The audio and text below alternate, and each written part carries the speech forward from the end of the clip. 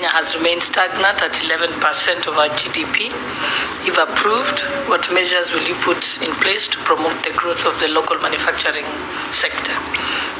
Also, there is the challenge of the influx of substandard, counterfeit and contraband products into the local market through various border points, and this has reduced also the market share of locally manufactured goods. Again, I'd like to know the strategies that you'd put in place to curb that. Also, scrap metal industry in Kenya meets a huge demand in both the local and international markets, and it contributes to about 0.6% of Kenya's exports. If approved, what policies will you implement to ensure that this trade grows, but also strike a balance with safeguarding against vandalism? Thank you. Go ahead. Thank you, Mr. Chairman. Allow me to start by looking at the question of manufacturing in the lens of the sessional paper number 10 by the then Minister for Commerce, Dr. Gikonyo Kiano, in 1963, and the plan to make Kenya an industrial hub, encourage Africanization, and more importantly, protect our markets from external flooding by the developed and industrialized nations. But Mr. Chairman, I want to confirm that in spite of that great dream, not much of it has been achieved. It is true that the contribution of manufacturing to GDP is in the range of about 7, which remains low even compared to some of our neighbors within the broader Africa region. Therefore, Mr. Speaker, Mr. Chairman, it will be important for us as we get into this critical office to look at the foundational causes of why manufacturing has remained low. And I want to start by saying the first one, I think, is our mindset. And I say this with the full knowledge that very few of our students will go to school in the hope of owning an industry one day. They can dream of anything else, but industry is not one of those things we have taught our people to imagine or think they would ever want to get into. So therefore, it will be important, first of all, to try and work on the psychology of our people to make them understand that where the money is not in the primary extraction, but in the value addition that we find in industry. Secondly, the issue and the cost of energy remains a big issue.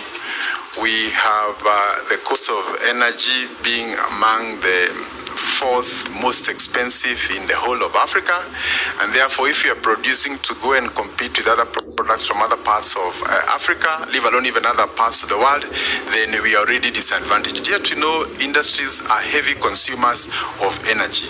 We need to work closely together with the Ministry of Energy to find ways of reducing the costs. But I think more importantly, Mr. Chair, is to look at the elephant in the room, which is basically energy agreements that were signed a long time ago that continue to put our energy at extremely irrational levels, thereby making manufacturing in Kenya very difficult.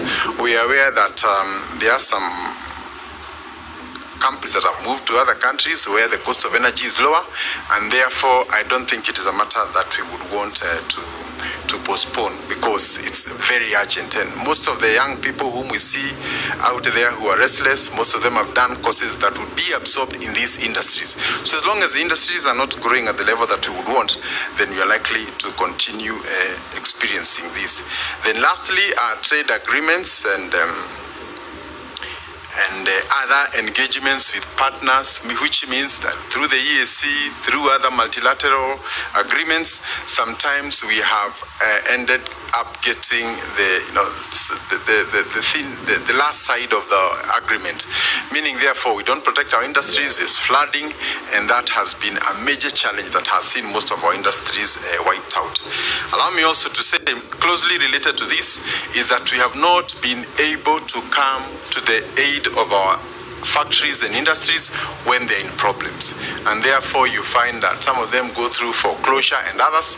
Yet there are many other situations across the world when companies are facing financial constraints, including GM in the US in the year 2008. The government came and saved them. Today it remains a very big company to date, but we have had some of our bright companies, whenever they fall into trouble, they go into foreclosure, and it becomes very difficult to revive them in future.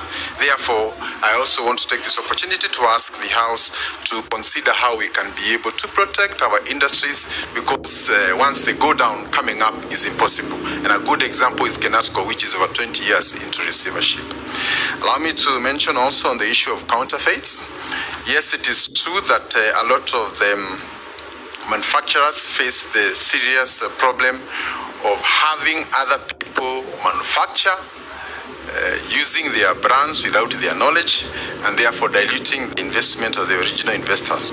I think there is an already existing authority that takes care of this, and I think our work will be to work together with other state agencies, including enforcement, to ensure that it does not continue to affect our industries adversely.